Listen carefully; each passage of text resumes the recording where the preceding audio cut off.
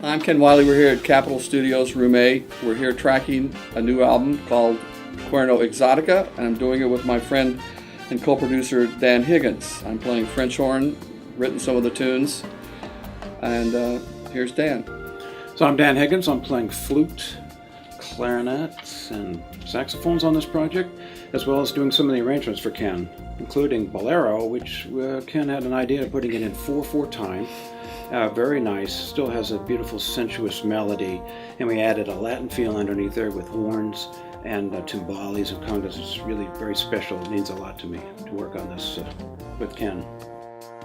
So Ken and I worked together on recording sessions, including Family Guy and other more industrial projects, and this is Ken's soul we're recording today, and this is his feeling. And it's, as an arranger, to make the French horn speak as a voice is unusual in jazz or Latin music.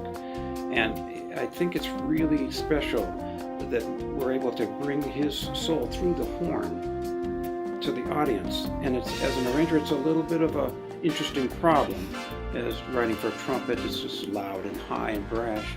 So I think we have a good relationship in what we want to do, and we're including flutes and other instruments that do have a little bit more tinsel to them. And it's a good blend. The flute and French horn is absolutely fantastic. Yeah, we've done that before, and this is really going to be a really great project that you're really going to love the way it comes through with the Latin flavor, but with classical instruments like flute and French horn.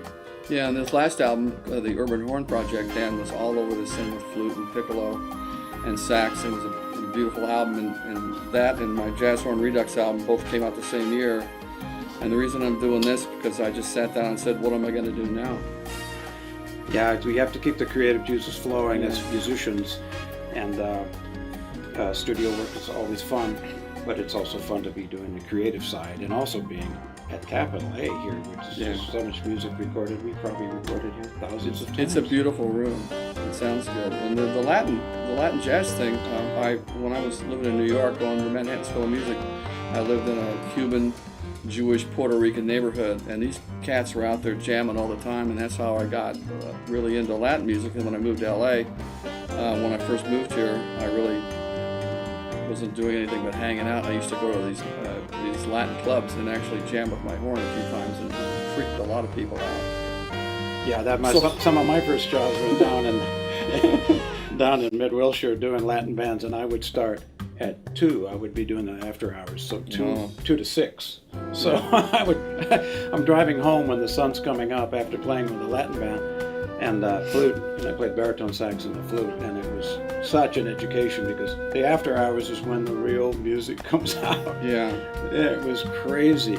I remember putting my instrument down one time to switch from the flute to the saxophone, and I lost the beat, and they were so hip and so beyond it. I couldn't find where the downbeat was. You know how they push the beats. And I go, where's one? And finally I got it. But it was a funny bit because I lost my concentration for one. It's like these guys were taking it out, being very creative and really soulful. And we're going to put some of those elements in this record. And by the way, the personnel on this album, we have Dave Loeb, who also plays on with Family Guy, Dan and I with Walter Murphy, and plays piano, and Rene Camacho, on bass, Luis Conte and Kevin Ricard on percussion, and Bernie Dresel on drums. That's the section we have today. And we just finished with a horn section on Dan's arrangement for 4 horns on Bolero, which was fantastic. Yeah, a little Latin approach underneath the beautiful melody. We have some real hot Latin horns that's sort of the foil to the beautiful melody. Now we have the Latin horns. It's a shorter version, maybe 6 minutes, but even with that, Dan has managed to condense the arrangement. So you hear, the first theme, you hear the bridge theme, all throughout more than once with the solos, which is pretty phenomenal to get that much in a 6-minute arrangement of Bolero. But I think it's pretty hip, and I think it's going to be received pretty well, I hope. And I thank you, my brother. Well, thank you, my brother.